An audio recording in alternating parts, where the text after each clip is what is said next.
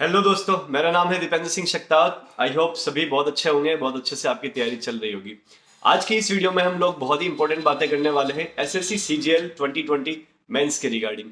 जैसे कि आप लोगों के बहुत ज़्यादा क्वेश्चंस होते हैं डाउटफुल कि सर किसके मॉक टेस्ट लगाएं, कितने मॉक टेस्ट लगाने ज़रूरी है एक मेंस को क्रैक करने के लिए, क्या स्ट्रेटेजी रखी जाए, और मार्क्स नहीं बढ़ रहे हैं। कोई बोल रहा है 140 नंबर ही आ रहे हैं, आगे नहीं जा रहे, कोई बोल रहा है 160 से ऊपर नहीं जा पा रहे। तो ये सारी बातों को हम बहुत अच्छे से इस वीडियो के अंदर डिस्कस करने वाले हैं और आपको एक मेंटल क्लियरिटी मिलेगी, प्रॉपर यहाँ से गाइडेंस मिलेगी। इन दोनों की वजह से क्या होता है, हमारी जो जर्नी होती है वो थोड़ी स्मूथ हो जाती है, और इन दोनों के नहीं होने की वजह से हमको इस एग्जाम से डर लगता है और हम इस डर के कारण ही इस एग्जाम को क्रैक नहीं कर पाते हैं। हम पहले ही हथियार रख देते हैं कि हमसे तो नहीं हो पाएगा। तो इन सारी बातों के ऊपर हम बहुत अच्छे से आज डिस्कशन करेंगे, आपको बहुत अच्छी अच्छी बातें यहाँ से सीखने को मिलेगी। आइए शुरुआत करते हैं दोस्तों। सबसे पहले बात करते हैं मॉक टेस्ट के बारे में कि मॉक टेस्ट के अंदर नंबर नहीं बढ़ रहे हैं, कोई बोल रहा है कि 130 नंबर ही है। तो ये वाली सारी जो बातें होती है, मैं सबसे पहले आपको एक चीज बोलना चाहूंगा, बहुत बेसिक सी बात है कि मॉक टेस्ट का मतलब क्या होता है। मॉक टेस्ट का मतलब ये होता है कि आप एग्जाम के साथ में फेमिलियर हो पाए, कि जैसा एग्जाम होगा वैसे आप यहाँ पर वो फील ले पाए। इसके अलावा आप अपना टाइम मैनेजमेंट ठीक कर पाए, अपने आप को आप इम्प्रूव कर पाए, आपकी एक्यूरेसी के ऊपर आप थोड़ा काम कर पाए, और आप अपनी स्ट्रेटेजी को बहुत अच्छे से इस मॉक टेस्ट के अंदर इंप्लीमेंट कर पाए। हर एक क्वेश्चन क्या होता है, अपने आप के अंदर एक डिसीजन मेकिंग डिमांड करता है कि इस क्वेश्चन को अभी स्किप करना है या इसे अभी करना है। करना है तो इसे कौन सी अप्रोच के साथ में करना है, और इसको अभी करना है या इसको बाद में करना है। तो हर एक क्वेश्चन अपने आप के अंदर ये जो होती है क्वेश्चन ये डिमांड करता है कि आपको इसको किस तरीके से हैंडल करना है। तो ये चीजें भी आपको वहां पर इंप्लीमेंट करनी आनी चाहिए। तो मॉक टेस्ट देने का अर्थ ही यही है कि आपको अपने आप को इंप्रूव करना है, ना कि अपने आप को आप मार्क्स लाकर अपने आप को खुश समझे कि पिछली बार 160 आए थे, इस बार 165 आ गए, इस बार 180 आ गए, तो मेरी तैयारी जबरदस्त लेवल पर चल रही है। नो डाउट मार्क्स से हमारा थोड़ा सा कॉन्फिडेंस बूस्ट होता है, लेकिन ये एक सोल क्राइटेरिया नहीं है सिलेक्शन लेने का। आपका मॉक टेस्ट देने का सिर्फ एक ही एक उद्देश्य होता है कि आपको रोज अपने आप को इंप्रूव करना है। चाहे ये प्रोसेस स्लो होगी और ग्रेजुअल होगी, लेकिन आपको अपने आप को इंप्रूव करते रहना है। मार्क्स से अपने आप को इवेल्युएट बिल्कुल भी नहीं करना है, क्योंकि डिफरेंट डिफरेंट टाइप के मॉक टेस्ट होते हैं, और जो एग्जाम के अंदर पैटर्न आने वाला है एग्जैक्टली वैसा मॉक टेस्ट मिलना बहुत मुश्किल होता है। ठीक है, तो ये अपने दिमाग से डाउट निकाल दीजिए कि नंबर नहीं बढ़ रहे हैं या क्या हो रहा है क्या नहीं हो रहा है। मार्क्स के साथ में अपना फोकस इंप्रूवमेंट की तरफ लेकर आ जाइए। क्या मैंने ये मॉक टेस्ट दिया, मैं इससे सेटिस्फाई हूं अपनी परफॉर्मेंस से? क्या जो मैंने पिछले मॉक टेस्ट में गलतियां करी थी उनको इस मॉक टेस्ट में मैंने फिक्स किया, वो गलतियां मैंने दोबारा नहीं होने दी? अगर ये सब कुछ हो रहा है आपके साथ में, तो आप बिल्कुल राइट ट्रैक पर हो और आपको ज्यादा परेशान होने की बिल्कुल जरूरत नहीं है। बस हमें अपने आप को उन मिस्टेक्स से बचाना है, जो सिली मिस्टेक्स एक स्कोर जो होता है, चाहे आप किसी का 130 आ रहा हो, किसी का 160 आ रहा हो, एक लेवल तक आप पहुंच जाते हो, फिर उस थ्रेशोल्ड को ब्रेक करने के लिए आपको कुछ नया सीखने की जरूरत नहीं है, बल्कि आपने जो गलतियां करी है उन गलतियों को बिल्कुल आप मिनिमाइज कीजिए। और इसके अलावा अगर किसी क्वेश्चंस के ऊपर कुछ पर्टिकुलर टाइप्स जो कि आपके थोड़े से डाउटफुल रहते हैं, थोड़े से टाइम टेकिंग होते हैं, वो टाइम रिड्यूस कीजिए। अगर आपको वो थ्रेशोल्ड ब्रेक करना है तो आपको ये काम करना ही होगा। तो ये सारी बहुत जरूरी बातें हैं जो आपको मॉक टेस्ट के लिए आपको पता होनी चाहिए। इसके अलावा मैं आपको ये बोलूंगा कि अपने मॉक टेस्ट के ऊपर आप कुछ इस तरीके से फोकस कीजिए कि जो इजी और मॉडरेट वाला पार्ट है, मैथ्स सेक्शन की बात अगर मैं करूं, तो वो आपका 100% अटेम्प्ट हो प्लस 100% एक्यूरेसी हो। ये सबसे पहला रूल होगा आपको मैथ्स के अंदर बहुत अच्छा परफॉर्म करने के लिए। एग्जाम की बात कर रहा हूं मैं। तो जब आपने 100% एक्यूरेसी रखी है और 100% अटेम्प्टेशन है इजी प्लस मॉडरेट का, तो आप समझ लीजिएगा आपका परफेक्ट बेस्ट बन जाएगा। और उसके बाद में जो आपका टाइम सेव होगा, वहां पर आपका जो डिफिकल्ट टाइप के क्वेश्चन है, जो थोड़े लेंथी टाइप के क्वेश्चन है, वो क्वेश्चंस टाइम डिमांड करते हैं कि हमें टाइम चाहिए। अगर आपने उनको टाइम बचाकर दे दिया और अगर आपके बेसिक्स स्ट्रॉन्ग हैं, तो बिलीव मी गाइस आप वो क्वेश्चंस भी कर पाओगे। और अगर आप ओवरऑल की बात करोगे तो आपको बड़ा सेटिस्फेक्शन फील होगा अपने इस अटेम्प्ट के साथ में। तो मॉक टेस्ट को लेकर अपना फोकस चेंज कीजिए। मार्क्स ओरिएंटेड नहीं रहना है, हमको इंप्रूवमेंट ओरिएंटेड रहना है। जो इस चीज को फॉलो करेगा, धीरे धीरे धीरे धीरे उसके मार्क्स भी बढ़ेंगे और वो अपनी गलतियों को आइडेंटिफाई भी करेगा और उनको रिड्यूस भी कर पाएगा। तो ये इसका मतलब एक ही है कि आपको अपनी लूप होल्स का पता करना है, कहां आप लैग कर रहे हैं, क्या आपकी वीकनेसेस है, वो पता करनी है और उनको इंप्रूव करना हर एक मॉक टेस्ट के साथ में। तो इन बातों का आपको पूरी तरीके से मॉक टेस्ट के अंदर ध्यान रखना है। अब थोड़ा सा मैं आपके साथ ये बात करता हूं कि इस बार आपको किसके मॉक टेस्ट देने चाहिए। तो मैं आपको बोलूंगा कम से कम आपके पास में 2 साइट्स के मॉक टेस्ट होने चाहिए।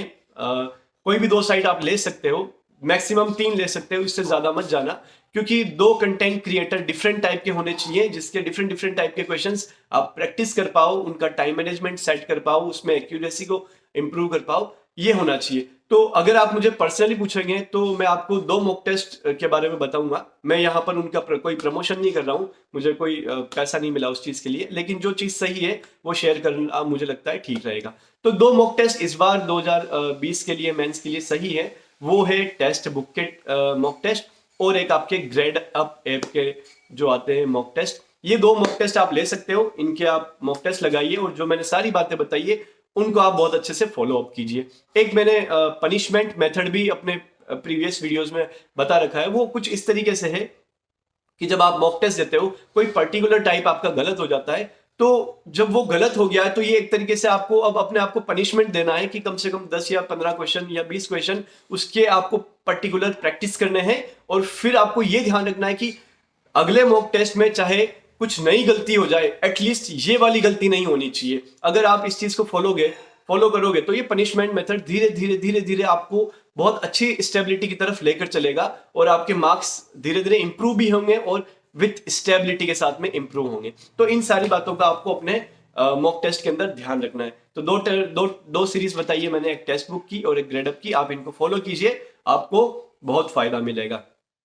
अब इसके बाद चलते हैं थोड़ा सा आगे कि हमारे इस मेंस के अंदर हम क्या स्ट्रेटेजी रखें। तो दोस्तों लगभग अभी आपके पास में 50 डेज है, मैं एक इसकी डिटेल्ड वीडियो अलग से लेकर आ जाऊंगा, लेकिन अभी आपको ओवरऑल एक गाइडेंस दे रहा हूं मैं। 2 महीने हैं आपके पास में, एक तो दिसंबर का महीना है, एक आपके पास जनवरी का महीना है, और आपके पास अराउंड 50 डेज है। तो मैं ये बोलूंगा दोस्तों कि ये जो दिसंबर का महीना है इसके ऊपर ज्यादा फोकस, अगर आपने अभी तक बुक्स के ऊपर नहीं किया है तो आप प्लीज बुक्स के ऊपर ज्यादा फोकस कीजिए, क्योंकि जब तक आप बुक्स को फिनिश नहीं करेंगे आपका कॉन्फिडेंस लेवल अप नहीं होगा। जो कॉन्फिडेंस आता है वो बुक्स की वजह से ही आता है, ठीक है। तो अगर बुक्स आपने कर ली है तो जितने भी आपके बुकमार्क्स क्वेश्चन हैं उनको आप रिवाइज कीजिए। जो क्वेश्चंस या जो टाइप्स आपके थोड़े से वीक हैं, टाइम टेकिंग है, उनको क्वेश्चंस को देख के एक ही बार में नहीं सोल्व हो पाते हैं, लेकिन मॉक टेस्ट के अंदर अगर वो आ जाता है तो हम मॉक टेस्ट खत्म होने के बाद में कर लेते हैं, मॉक टेस्ट के अंदर नहीं कर पाते हैं। तो वो इसीलिए नहीं हो पा रहे क्योंकि आपकी वहां पर प्रैक्टिस लैक हो रही है। तो वहां पर थोड़ी सी ज्यादा प्रैक्टिस करिए उन क्वेश्चंस की जो आपके लैक कर रहे हैं, यहीं से आपको इंप्रूवमेंट मिलेगा। ये सब बहुत कॉमन डाउट्स हैं जो सभी के साथ होते हैं, मेरे साथ भी होते थे, तो इसलिए मैं आपको ये बता रहा हूँ।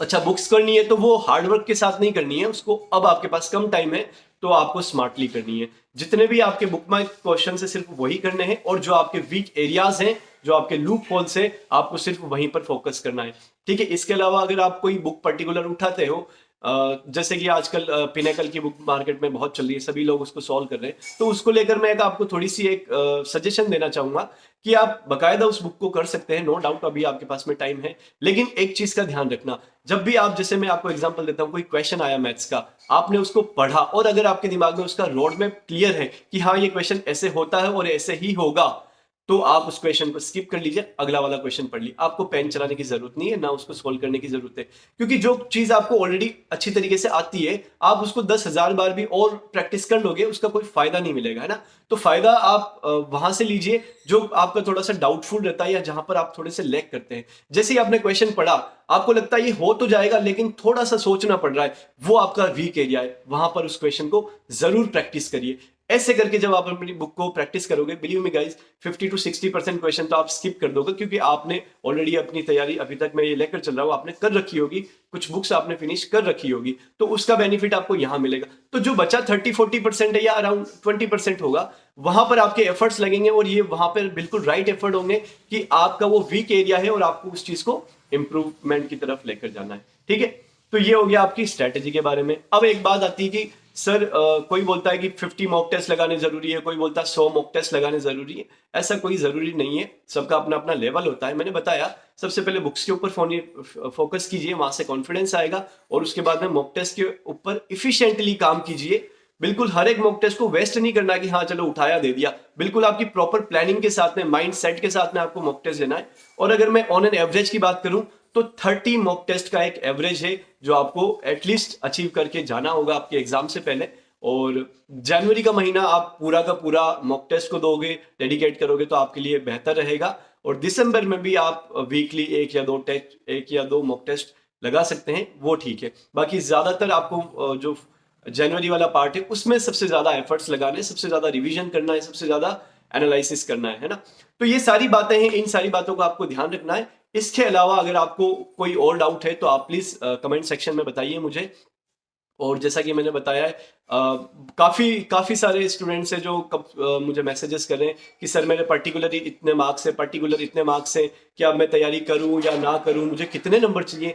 प्लीज इन सब चीजों से ऊपर उठिए और अपने आप को प्रिपरेशन के अंदर फोकस कीजिए कि ज्यादा से ज्यादा लेकर आना है। 340, 350, 360 जितना आप अचीव कर सकते हो। एटलीस्ट अगर आप किसी युद्ध में जा रहे हो तो एटलीस्ट अपना 100% देने का आपका टारगेट होना चाहिए कि इस एग्जाम में मुझे अपना 100% देना है। सिलेक्शन होगा या ना होगा वो बात की बात है, उसकी चिंता करना अभी हमारा काम नहीं, हमें अपना 100% देना है। ये अपना माइंडसेट क्लियर होना चाहिए। और रही बात अगर आपके मैंने कल भी बताया था एक वीडियो के अंदर कि आप अगर कट ऑफ से 10 नंबर की रेंज के अंदर ही हैं, बिलीव मी गाइस अभी भी आप पूरी तरीके से रेस में हो। 500 नंबर का एग्जाम अभी बाकी है। आप ये समझ लीजिए अगर आपके पास में 20 नंबर एक्स्ट्रा होते या 30 नंबर एक्स्ट्रा होते तो आप बोलते कि मेरे पास एक मुझे बेनिफिट मिला हुआ है, मेरे को थोड़ी सी लीड मिली हुई है। ये लीड इजीली आराम से कवर अप की जा सकती है। 500 नंबर के पेपर में 50 नंबर 10% तक हम इजीली कवर अप कर सकते हैं। मैंने बहुत सारे ऐसे स्टूडेंट्स देखे हैं जिन्होंने मॉक टेस्ट में बहुत अच्छा परफॉर्म करते थे और एग्जाम में फेल हो गए। बहुत सारे स्टूडेंट मैंने ऐसे भी देखे जो मॉक टेस्ट बहुत कम लगाए लेकिन बहुत अच्छे से उन्होंने अपने आप को वहां पर परफॉर्म करवाया, एग्जाम के अंदर सिलेक्शन लेकर चले गए, है ना। तो इस चीज के ऊपर भी आपको गारंटी नहीं है कि मॉक टेस्ट के मार्क्स ही आपके वहां पर एग्जैक्टली आने वाले हैं। ठीक है, इन सारी बातों का आप ध्यान रखिए, अपनी तैयारी को आगे लेकर चलिए, अपना बेस्ट देना है और जितना हो सके मैं तो बोलूंगा 400 में से 400 लेकर आना है। क्या आप ला सकते हो? ठीक है, तो जो प्रैक्टिकल है वो यही है कि 330 340 का एक बहुत अच्छा स्कोर माना जाता है सिलेक्शन लेने के लिए। फिर कैटेगरी वाइज थोड़ा वो वेरी भी करता है, तो अपना थोड़ा सा दिमाग का इस्तेमाल कीजिए, अपना बेस्ट देना है, ये मेंटल क्लियरिटी होनी चाहिए। एग्जाम देना है तो सबसे पहले अपने आप को मेंटल क्लियरिटी लाना सीखिए, डिसीजन मेकिंग अपनी स्ट्रॉन्ग कीजिए। अगर ये दो चीजें आपकी वीक है तो बिलीव में आपकी परफॉर्मेंस वहां पर डिग्रेड होगी। तो इन चीजों को आप बिल्कुल ध्यान में रखिए, अपनी तैयारी करिए। और अगर आपका कोई डाउट है तो प्लीज कमेंट सेक्शन में बताइए। और इसी के साथ में thank you so much and bye bye, take care.